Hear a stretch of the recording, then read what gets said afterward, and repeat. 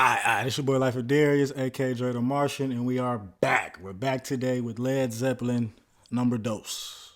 Number 2. Let's get to it. Yes, we are right back to Led Zeppelin. I told y'all I love what I heard on Led Zeppelin 1, so I had to get right to 2. I couldn't let weeks, months, anything pass before I, let the lead out, as y'all told me to say, right? We're going to get right into the reaction, but first, I need to get into y'all G-checking me in the comments, man. Y'all was getting on me about a couple things, right? First and most important is apparently I cannot call or refer to Led Zeppelin as just Led. Like, apparently just call them Led's a little weird. Like, I might as well just say Zeppelin if I'm going to say Led. So, I'm not going to let that happen this time. I'm just going to refer to them as their band name, Led Zeppelin, right? But more importantly, John Paul Jones, the bassist, John Paul Jones, and then my boy John Bonham on the drums, man. They was going crazy, and I was definitely not giving them enough credit for how crazy they was going on Led Zeppelin 1, right? Right, so I've been living with Led Zeppelin 1 a little bit since the reaction. There's a couple things that I've definitely noticed so far, right? Specifically with track 1, Good Times, Bad Times. Good Times, Bad Times. This is an interesting song to me because this song, it sounds so much different than the rest of the album, right? Like, I remember listening, when I was actually listening to this and I heard this track, I expected a completely different sound from track 2 to track 9. Like, they actually sounded like a 60s rock band on track 1, if that makes any type of sense. Like, they sounded like they were in the 60s. Then you move on to track 2 and it's like it was just a completely different band, right? So that was one thing that was definitely interesting to me. Secondly off, Babe, I'm Gonna Leave You, man. This song is crazy. This song is crazy. And the one person I gotta give credit on this song I didn't get credit to is John Bonham. I was so in awe by just like the vocals and the guitars and all that. I kind of generally ignored the drumming on this song. Like, he was drumming his heart. He was drumming his ass off. That's the best way I could say it. And then track number 3, You Shook Me, man. You Shook Me. I like this song, but it might be, and I don't know if this is blasphemy in the Zeppelin community. Please don't crucify me, but this might be my least favorite song. After the reaction, I definitely had Black Mountainside and Communication Breakdown ranked below this song, but I don't know. For me personally, Communication Breakdown, it's gotten a little better, like, after subsequent listens, man. I don't know. There's something about that song lyrically, like him talking about communication breakdown in the 60s, but how it can be so relevant today and things of that. Like, I really like that song. So You Shook Me, obviously a great song, but it might personally just be my least favorite out of the actual songs on Led Zeppelin 1. Just me personally. That's just my opinion. And then lastly, I don't want to take too much more time on this intro. Lastly, Dazed and Confused. Oh my God. It hits different when the song title literally makes you feel like the song title. When I was listening to that on first listen, I was genuinely dazed and confused all the places they were taking me. But then when it got to that build up, like at around 4 minutes, like that payoff at the end, like, oh my goodness. Great song. This is the best song on Led Zeppelin 1, in my personal opinion, Dazed and Confused. And obviously I like Your Time's Gonna Come, I Can't Quit You, Baby, and how many more times? Oh, bruh, the trip. The trip I be going on when I listen to this song now, y'all can kind of see it, like when Robert came in with those weird vocals at the end during the this is a song. This is a song that's a perfect example of why first listens, you don't really give a firm opinion on anything after first listens, because this one grew on me crazy after that. I had to kind of get used to the 8-minute runtime, right? I'm a streaming baby, y'all. I grew up in the 2010s, 2020s. I'm a streaming baby. I'm used to the little 2-minute, 3-minute whoops now, y'all. But I'm in that mode. I definitely let the lay it out enough on Zeppelin 1. That it's time to get into Zeppelin 2, right? I'm not gonna take any more time out of y'all day on this intro. We are on to track number 1, Hold Out of Love. I'm excited, nervous, chills, all that, but it's time to get into it. Let's go. Ah, shit.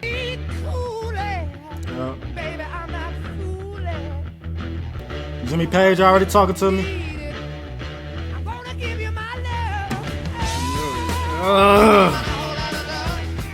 Hold on.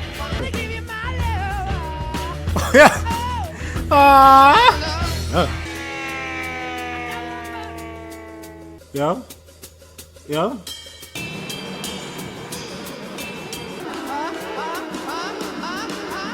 Not again. Catch the tempo.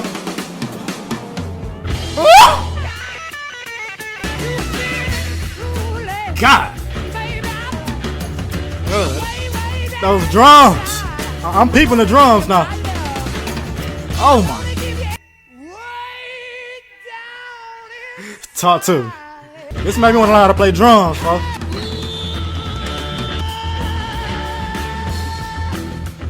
Jesus.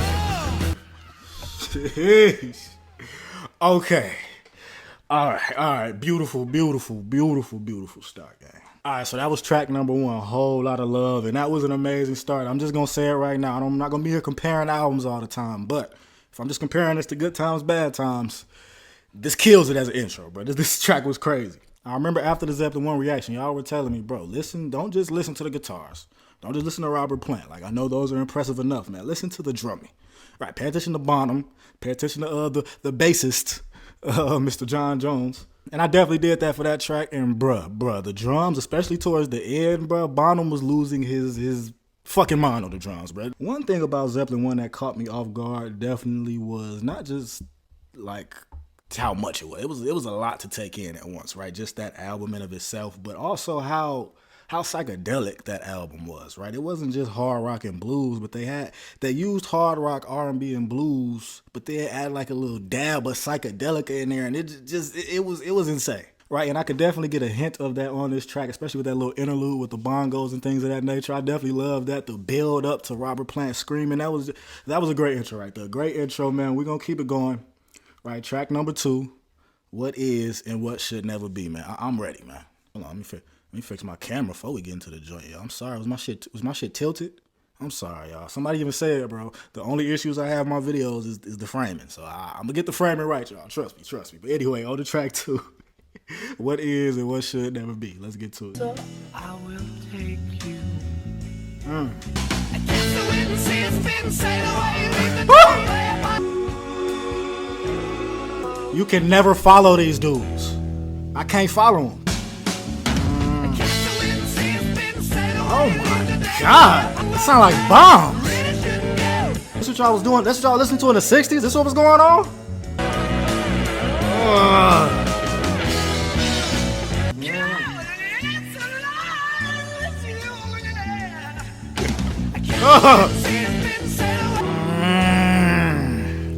I love little moments like that.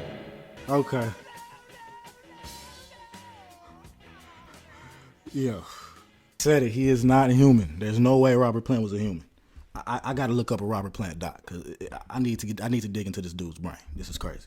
All right, that was track number 2, What Is and What Should Never Be. And that's another great song. That really just built on the momentum with that one right there. And it's kind of crazy because there's so much going on. Y'all told me to pay attention to the drums. So now I'm really listening for the drums. But I feel like now I'm not giving the guitar the credit. And I'm not giving why are all these dudes so good, folks? And the drumming on here, I was talking good about the drumming on Whole Lotta Love. The drumming on this song was even better, bro. Like I said, they literally sounded like bombs. Like I don't know how hard he was hitting these whoops, bro. But he had to have blisters on his fingers after recording this album, bro. Like Jesus Christ. Like, I don't even know how to, like, articulate that build up, bro. Like, it's hard, because it's, like, my first time it's hard for me to articulate what I just heard. It was like they kept pulling you in and then pushing you out. That's what a lot of Led Zeppelin songs feel like to me so far. Like, they're pulling you in and then they're pushing you out. And I'm hearing all type of new guitar sounds and stuff. Like, every single song, even the 9 on Led Zeppelin 1, it feels like I'm hearing new guitar sounds that I've never heard before. And obviously, I've only listened to the Beatles, right? But still, like, this is crazy, bro. Right, but let me stop geeking out, man. We still got a whole lot of album left to get to. We're on to track number 3, the Lemon song. Let's get to it. Interesting title. Oh, no. Oh, my. These drums is too clear. Yup.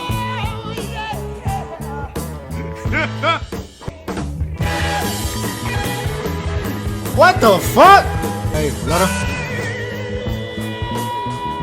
I was about to say let Jimmy cook. Oh, this is blues as hell. This dude's vocals.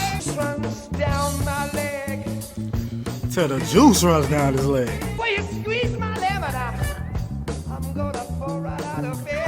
Oh, I'm so fucking stupid. Ugh, Robert. They're literally just riffing and it's hitting.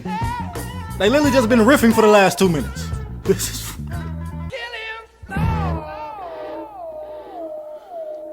bruh. That was track number 3, the Lemon song. And oh my God. Okay. Listen, y'all. I'm understanding Led Zeppelin as we go, right? Some people could even tell on my Led Zeppelin 1 reaction. There were times I was enjoying the music, but there were times where I was genuinely bewildered listening to this. And not in a bad way, but like like trying to catch I wanted to catch everything on first listen, and I just couldn't, bro. I got forced to sit there and listen, right? They forced me to listen to the riffs, to take all of it in at once, right? And on this one, it's a little different, bro. The complaint I had about Zeppelin 1 was that I felt like the riffs went on for too long on damn near every song, right? And on this one, the Lemon song, this was the first time it felt like there was a long riff. And I feel like this is just me with my 2024 listening ears. This is just what I feel. I feel like the first two tracks kind of flowing a little better, like being more straightforward, not having that 3-minute riff in the middle like Led Zeppelin's, I think, first like 4 tracks had. Them kind of saving those riffs for real specific moments, it makes them hit even more to me, bro. Like, I really enjoyed this song right here. And then the whole time I was kind of wondering, like, why is this called the Lemon song? Like, he's really just kind of singing about what seems like they normally sing about on here, but then he got to the part about the juice running down his leg and her squeezing his lemon, and I'm just... ugh. Okay. That song will be what you call filthy, disgusting. And then those guitar noise, them guitars, like, I'm like, bruh, are guitars supposed to sound like that? Are these different versions of guitars that he find like a hidden guitar that nobody else in the 60s had, like Jimmy Page? Cause like, Jesus, bro, we gonna stop.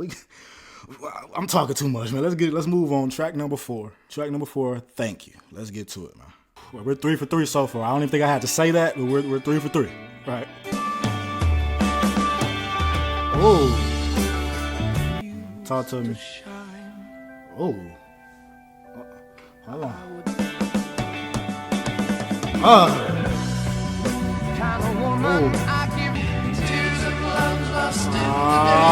shit. Who's that on background vocals? Is Robert Plant being thankful for love on this song? This is different. They let the drummer shine, and for good reason too.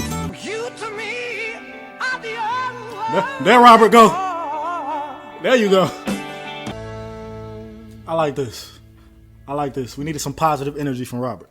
Those organs. Mountains crumble to the sea. Like the way everything just builds. This is the... Oh my God. Yeah. Yo, these are the prettiest organs I've ever heard in my life. I'm not lying. And I've been to church. A lot. Nah, it ain't over yet. I know Led Zeppelin now. It ain't over yet. Okay, it's over. It's over. You know, they like to throw some shit in at the last 10 seconds. Some of the best guitar riff for the whole song be on the last 10 seconds. Like, what?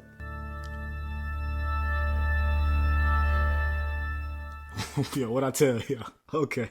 All right, that was track number 4. Thank you. And we're keeping the ball rolling right now. That's 4 for 4 easy right there. 4 for 4 easy. But I will say this song kind of threw me off a little bit because of how sweet it was, and not just sonically, but lyrically, bro. Maybe I haven't been paying enough attention to these songs lyrically, but this feels like the first song in Led Zeppelin's discography where Robert Plant's being nice to those. Like he has a relationship that he doesn't feel scorned with, right? Like this is what I'm thinking right now. The song title makes perfect sense. This is literally just him venting and thanking somebody who's came into his life and it's made him forget about all these troubles, you know, all these women that he's been making these songs about, man.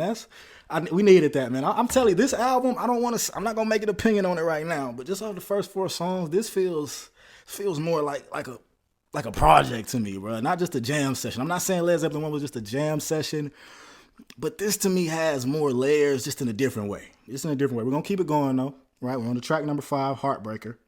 You know what I'm saying? Hopefully they can keep the streak going. A little 4-minute whoop. Let's get to it, man. I'm ready, man. Right now, it seems like they can do no wrong. But let's keep it pushing. Hey, fellas, have you heard the news? You know that Annie's back in town. Another guy's name, but I'm trying to make love to you. Wait, what? This how I would feel, too. I'm going to end up sweating. I keep shaking my head, bro. I'm going to be shaking my head this whole album, bro. I got to chill. I'm already sweating a little bit, so...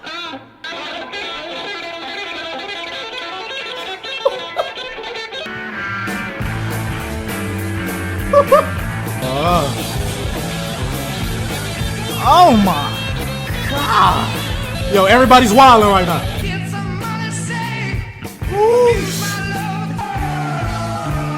Yo, come back, Robert. Where you go? This nigga just flew away into the void, man. Hold on, chill. Okay, chill. That was track number 5, Heartbreaker. Jesus, bro. I've come to the conclusion, and y'all can correct me if I'm wrong, but I've come to the conclusion, right, over halfway through this album that Led Zeppelin projects are not the projects to sit down in the chair and listen to and try to dissect, bro. I'm gonna be honest, the best way to listen to this album is just blasting on a speaker, a vinyl player, something where you could just hear it as a big soundscape and just having the time of your fucking life, bro. That's the way to experience these albums right here. Right, because at a certain point, bro, I don't know if I'm gonna get through these next 4 tracks with my neck still intact, bro. I've been bobbing my neck for 5 songs straight now, bro. It's just a black thing, bro. When the drums is hitting for real, like when that rhythm is rhythming, bro, I gotta go along with it, bro. It's not on me, it's in me, y'all. So all in all, that was an amazing track. Instrumentally, bro, I think that might have been the hardest hitting song so far, bro. Like that guitar, like that was like, it's hard to describe these sounds, bro. The guitar was like, it was like bass. The guitar sounded like, I don't know if it was a bass guitar. I have no idea, bro. And then you get to the end, bro, where Jimmy Page, John Paul, and John Bonham, bro, they just start wilding, bro. Like everybody's just full steam ahead, full throttle, loud as you can be, thrashing and just, Then the drop off into the Robert Plant vocals at the end. This is a great song. This is up there with me. This is competing with the first 2 tracks, Heartbreaker. This is the first one that's competing with the first 2 tracks. But all that being said, we're 5 for 5. Right, we're on to track number 6, Living, Loving, Maid. She's Just a Woman. Pre-misogyny? Pre-misogyny? Let's get to it, man. Let's get to it. The last song definitely transitioned into this song, so I press play right into this motherfucker. So 1, 2, 3, let's go. With a purple umbrella Yeah. and a 50-cent hand. Hold on. Oh, you better lay your money down. Yeah. Hold on. No. I'm just gonna say this one more time so I don't have to keep geeking out about this. And we can just let these songs play, bro. Robert Plant. Right? I understand the beauty of Led Zeppelin is the instruments, right? These chaotic, just tension-filled stadium sound and just noises they're creating, bro. But Robert Plant was the perfect motherfucker to sing over these songs, right? Oh, what'd he say? Oh, that's scandalous. Oh, he talking his shit on here. I like this.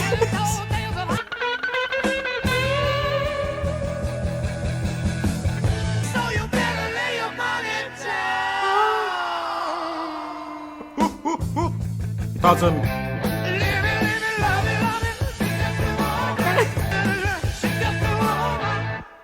Crazy. Hold on a second, Ramble On. We're gonna get to you, man. We're gonna get to Ramble On.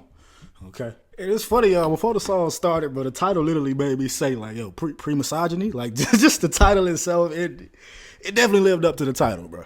Like, I don't know who specifically he was talking about on here. I don't know if he was talking about, like, groupies or something like that. But he was talking about, like, a girl trying to get alimony checks, knocking back her conscience with pills and things like that. Like, lyrically, this song was insane. You know, Robert had to get right back on the toxic vibes after giving us Thank You a couple tracks earlier. He had to remind us this is still the Led Zeppelin. This is still the Led. I mean, yeah. Anyway, song-wise, that would definitely probably be my least favorite song on here so far, but that's only because the 5 songs that preceded it were damn near fucking flawless, right? That would be the only reason this ranks last so far, but we're still 6 of 6, bro. And I don't see it slowing down anytime soon.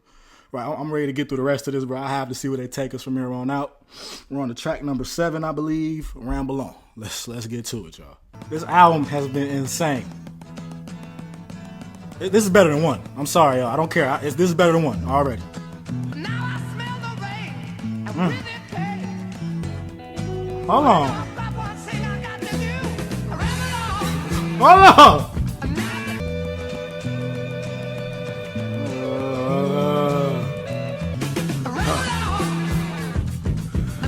That hit!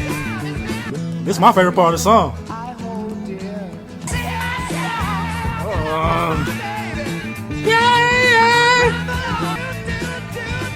It's Robert Plants everywhere. It ain't over. I know your game, Led Zeppelin. You can't trick me. Wow. You want to talk about a song that defies all expectations? This would be one of them. I really like this one right here, man. All right, so that was track number 7, Ramble On. And this This song might have been the most interesting song on the album so far to me, right? Right, because the way this started, man, I don't know if I've ever heard Robert Plant on something that gorgeous, right? It wasn't like that interlude on How Many More Times, I believe it's called. Like, he was actually, like, there was a rhythm to this, there was a melody, it was beautiful. Like, they almost had me fooled. Like, for the first 40 seconds, I genuinely felt like that was going to be how the whole song was. I didn't think Jimmy and them were going to make an appearance at all, but they did, and it was definitely worth it, right? But generally being honest, bro, I would have been cool if this whole song was just like that intro with Robert Plant, like with them beautiful vocals, the little, I don't know, what's that instrument that sounds like claps, man? I'm sorry, y'all, I'm new to this, but it's just all beautiful, right? I feel like I've done a pretty good job of not bringing up the Beatles on this entire reaction, right? But that was very John Lennon psychedelic era-esque sounding right there. And I think that's why I love this one so much and it caught me so much, man. This is definitely the most Beatle-esque I've heard Led Zeppelin sound so far. And you combine that Beatle-esque sound that Robert Plant was on with Led Zeppelin and Jimmy Page and them coming in with those guitars, and it's like, this might be the best song on the album so far. I'm looking at this album, I'm just thinking about the songs we've heard, and it's not just, it hasn't been bad, there have been bad moments. Like on this album, bro, it hasn't been a bad moment, and that's just kind of blowing me away, because, right, I understand these are legendary bands, but you don't really understand why these bands are so legendary until you give them a real ear, right? Not just going onto their Apple Music page, looking at the top songs. No, listen to the albums and give them the ear, and now I understand why Led Zeppelin is Led Zeppelin. I don't even have to listen to any of their other albums. Obviously, I'm listening to every Led Zeppelin album. There's no debate on that anymore, right? But I wouldn't even have to listen. They could have just put these first two albums out and it would have still been legends. But the fact they even kept growing off of this, right, and there's still two more tracks to get to, but the fact they even kept growing off of this, right, it's just a mind fuck, man. It's a lot. This is a beautiful album. Right, we're gonna keep it pushing on to track number 8. We got Moby Dick in this motherfucker. Let's get to it. Yeah.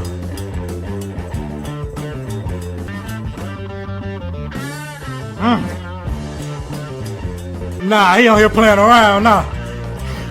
He must have knew he was the GOAT. I can't find the rhythm.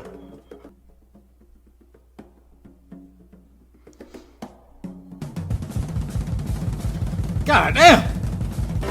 Ugh.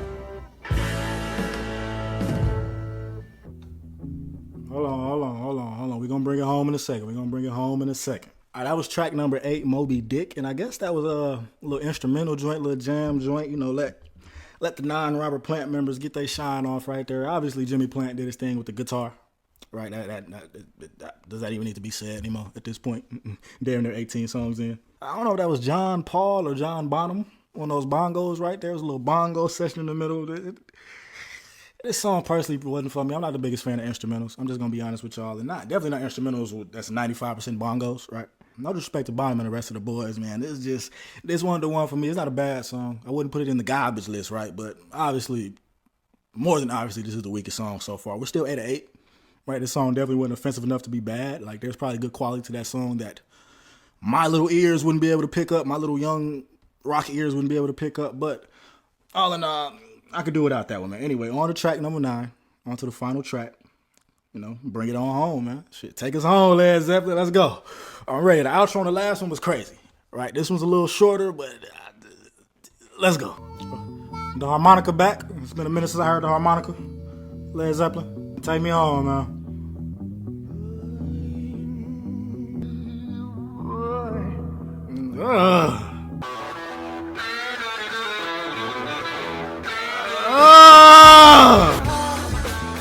Hey.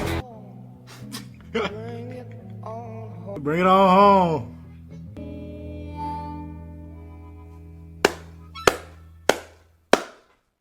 Okay. Whoa. Over-whooping, but okay. Okay, beautiful by Led Zeppelin. All right, so that was Led Zeppelin 2, and let me just say this right now. I don't know if this is going to be a surprise to any of y'all. This is probably common knowledge. This is probably everybody's opinion, but this was clearly way better than Led Zeppelin 1, right? That's just my opinion. And a lot of that might have to do with the fact that Zeppelin 1 was my first time hearing Zeppelin, so it took me some time to adjust. And now, obviously, I'm a little more adjusted after having a whole week listening to this album. But this right here, bro, it feels like they took everything from the first album and just refined it, like perfectly refined it. Even lyrically, like on the last album, I don't think it was very moments where Robert Plant said something that's like stood out to me lyrically, right? Like, it was a lot of just love me, oh, you scorned me, I hate you, terrible woman, it's that. On here, it's still a lot of that, but lyrically, I can see the improvement too. When it comes to the rest of the bandmates, Jimmy Page, John Bonham, John Paul, man, these dudes, bruh. Like, everybody says the Beatles were like the four perfect people to come into a group. It was the perfect match, right? And I definitely agree with that, but I'm wondering, like, do people not say this about Led Zeppelin too? Because every song, and this is something I noticed about this, every song is more than just the singer, bro. Like, every song, I'm listening to Robert Plant, but I'm also hearing what Jimmy's doing with the guitars, right? I'm hearing Bonham just bang into his guitars, damn near breaking his whole guitar set and shit like that. And this is amazing. This is amazing, right? Like I said, for me personally, there were a lot less, riffs on here, and I don't have a problem with Jimmy Page riffs. I just have a problem with Jimmy Page riffs on every single song, right? And I feel like here, they were a lot more selective with it, which in my ears, it caused it to stand out more in my ears, pretty much is what I'm saying. Right, if I'm looking at standout tracks, this damn near this entire album. Whole Lot of Love, What Is and What Should Never Be, The Lemon Song, Thank You, Heartbreaker, Living, Loving, Maid. The whole song, except the whole joint, except for Moby Dick. And Moby Dick's not a bad song. That's just not the song for me, y'all. Now, this is like, I have to get into Led Zeppelin 3 because I saw in the comments of my first Led Zeppelin video, apparently these first couple albums aren't even considered their best albums. And that's mind-blowing to me. Like, how can they take it farther than this, bro? Like, this felt like Led Zeppelin 1 perfected. So how did they get better than Led Zeppelin perfected? That's what I'm trying to figure out. And that's why we're going to get to Led Zeppelin 3 pretty soon, y'all. Pretty soon, right? Now, if you want to see the full uncut version of this reaction, the link to my Patreon will be down below. Y'all can go subscribe and see the uncut ad-free version. It's going to be of this video and every reaction video I do in the future, right? It's going to be the uncut, ad-free, the non-YouTube version, the non-copyright fighting version of these albums is going to be on Patreon. So if y'all want that, link in the description, right?